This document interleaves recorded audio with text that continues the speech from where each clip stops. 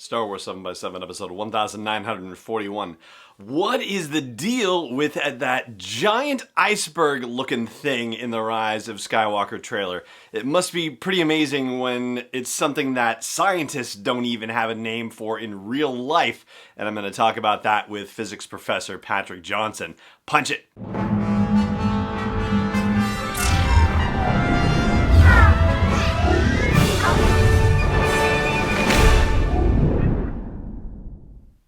Hey Rebel Rouser, I'm Alan Voivod and this is Star Wars 7 by 7.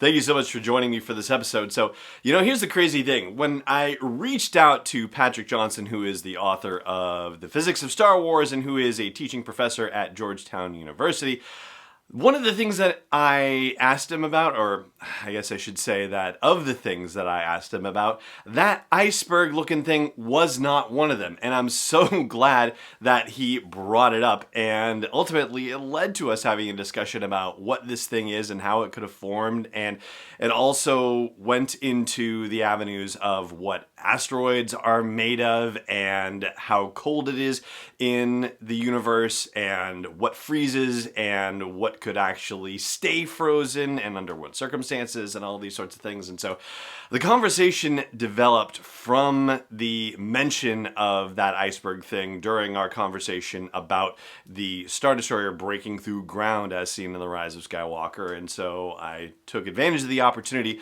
to say, well, heck, since you brought that iceberg up, let's talk about that. And what do you think? And so that's going to be the majority of our conversation on today's episode of the show. So that's what you have coming up after the break here. And because, we're going to dive right into the middle of it, it's just going to come right up after the break. And that's why I'm going to say now, thank you again for joining me and Pamela Johnson, the author of The Physics of Star Wars, for this episode. Now, stay tuned right after the break, and may the Force be with you wherever in the world you may be. And coming up, that crazy iceberg thing. Hey Rebel Rouser, I've made some changes to the asteroid belt level at patreon.com/SW7X7, and they are all with sponsors in mind. So if you want to get the word out about your business, your product, your service to a dedicated Star Wars audience, then please check out patreon.com/SW7X7 and look for the asteroid belt level for details. Again, that's patreon.com/SW7X7. Sure, but what you mentioned about asteroids being mostly ice anyway, I find particularly fascinating for this discussion because I guess whether it's depicted that way in movies, when I think of the asteroids in The Empire Strikes Back, which would be, our most famous example of it, or even in, I guess, Attack of the Clones, but it's not really asteroids around Geonosis, it's more like the rocks and the rings. That does not look like ice. It looks like a rock. So is that intentional for the purposes of a cinematic experience, or in real life are asteroids ice balls covered in dirt and therefore look like rocks? So I would hesitate to use the word dirt only because when I think of dirt, I think of like soft soil that like I would be able to dig into pretty easily. Certainly anything in space is going to be like rock hard, and it will be solidified whatever it is. And so like, for instance, there will be rocky asteroids. And so I guess I shouldn't say they're all ice, but like there certainly any water that is on them has turned into ice. And when we see a comet, for instance, flying through the sky, what you see with that tail is actually the water being evaporated off of it. And so it's slowly decaying as the sun heats it up. And one of the things that I found super fascinating when I first learned that about comets is when you see the tail, it looks like it's flying across the sky and leaving behind a tail in the way that we would think of an airplane leaving behind a tail or whatever. But that tail doesn't necessarily point in the direction opposite that it's going. It points opposite the direction of the sun or whatever star. And so it could be flying this way with the tail coming off that way if that's just the way it's oriented relative to the sun. And so that's not really important for our current discussion, but I just think a really interesting science fact that I always get excited to share. But, that is cool. And so like, for instance, in Empire Strikes Back, like when they land on a rocky asteroid, or I guess they land inside of a creature on a rocky asteroid, but but it certainly looks very rocky. That's not inherently flawed for what we know about asteroids, but most asteroids, like I would say, are more ice than rock. But like we have talked as a society of someday sending probes to asteroids to be able to mine them for their precious metals and things. And certainly we'd be able to extract metals from them. But we've barely landed any probes directly on asteroids to specifically measure what is their composition. We're just going off of visuals of looking at them. But if you go to things like the outer planets and like the things in the Kuiper Belt, Pluto and Neptune, etc., like they have frozen methane on their surface. So that's like it's methane ice. And so that's not something we ever experience on Earth outside of maybe a science lab kind of thing.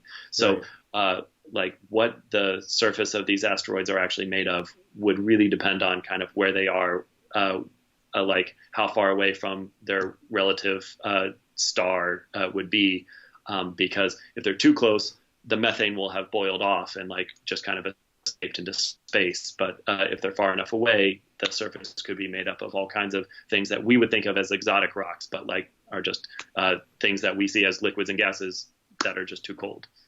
Got it. So then by extension, the crazy iceberg thing that we see in the trailer, for lack of a better way of naming it, because we don't necessarily know where that object exists in relation to a star, for example, then it could be composed of almost anything, assuming that the temperature of the background of space in Star Wars is similarly cold to what ours is. I think 3 degrees Kelvin is give or take. I think 2.6, 2.7, but within rounding, certainly 3 is fine.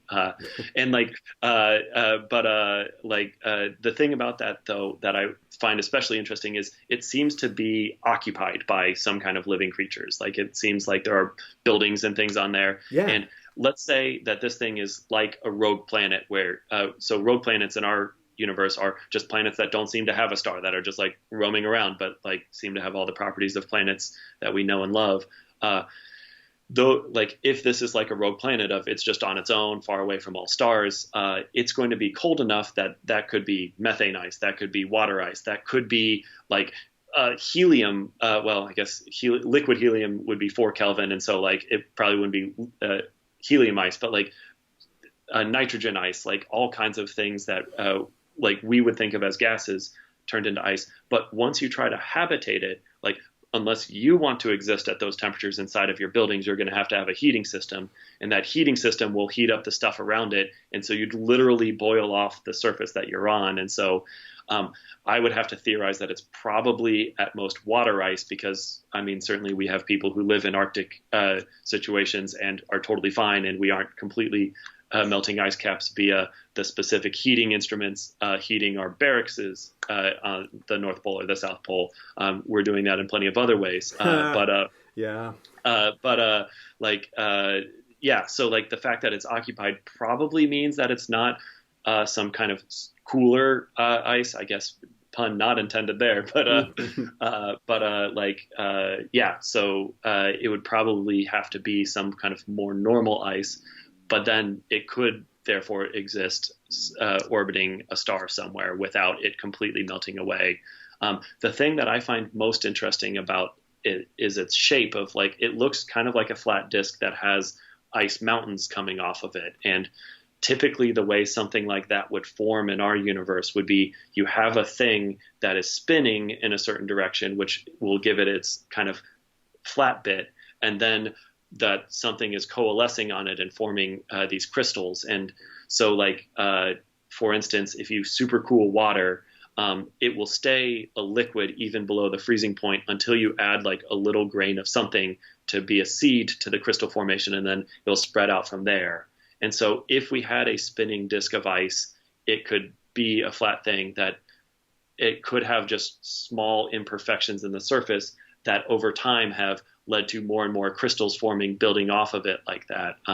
And certainly I don't know if this ever happening in our universe, but like I'm a person who loves to see a thing and then try to come up with a way to describe it, why it is. And why would it be symmetrical-ish going up and down is tough to say, but like if it got too lopsided, it would end up messing with the spin. And so like that could be a stability thing of if one piece grew too tall, it would become unstable and maybe that piece would break off, and then it kind of creates a self-stable thing. And you wouldn't get that spinning ice disk like without some other kind of stuff going on around it. So yeah. And I don't know if you happen to notice, but I imagine you might have, but in thinking of it like an iceberg, I initially imagined that it would be much larger on the bottom end than the top. And then it occurred to me that at some point I thought, well, if it's an iceberg, then maybe it's floating in water or something akin to it. And so we're just seeing a surface where it should be reflective, but it's not. The bottom of it is not symmetrical to the tops. And it's in fact a lot smaller from a height perspective compared to, would it be the ecliptic? Is that how you would just? Oh gosh, you're using words that I would have to dig through my brain to remember their precise definition. And so I'll go with it because it sounds good, but I might have somebody correct us later. So I might be wrong on my use of ecliptic also, but if you imagine the line of the equator and that you can sort of see where, as you mentioned, it's populated. If you're watching the screen, you're looking at sort of the left-hand side where it looks like there are lights and potentially structures and stuff. And so I was thinking, okay, well, maybe that's, I guess, almost where you could consider an equator of the thing to be. But the bottom of it does not reflect what the top is, literally or figuratively. Yeah, and so in my mind, I had always been envisioning this as being in space, and like the idea that it would be floating in something, and that maybe it's a distorted reflection. That could be an interesting idea of if the material that it's floating in would be distorting the reflection. I'd have to think about that, but if it is indeed in space with the asymmetrical formation, I love to try to come up not everything in space forms symmetrically, but just so many things that we encounter are spherical or mostly spherical things, and we only get these oblong shapes in situations that are special in some kind of way, and trying to figure out what are the special conditions that would lead to a thing like this is just super interesting to me. Sorry, I forget what your initial question was now. I'm just very excited to think about this. So. That's okay. Ultimately, I think what I ended up deciding on is that when you see the TIE fighters zipping towards this thing, there's no apparent reflection of anything like that. Which leads me to believe that, your supposition that it is in space must be what we're looking at. No, that's a very good point. And these are the things that I always talk about when I'm coming up with my theories is I just come up with a theory and run with it. And then I certainly have had people say but did you consider this? And it's well, no, but let's have that conversation. That's even more interesting. Or oh no, that is another thought that is very interesting, but I would think it's this because of this other evidence you just provided of, there's no reflection of the TIE fighter. So probably not a reflective surface. That makes a lot of sense.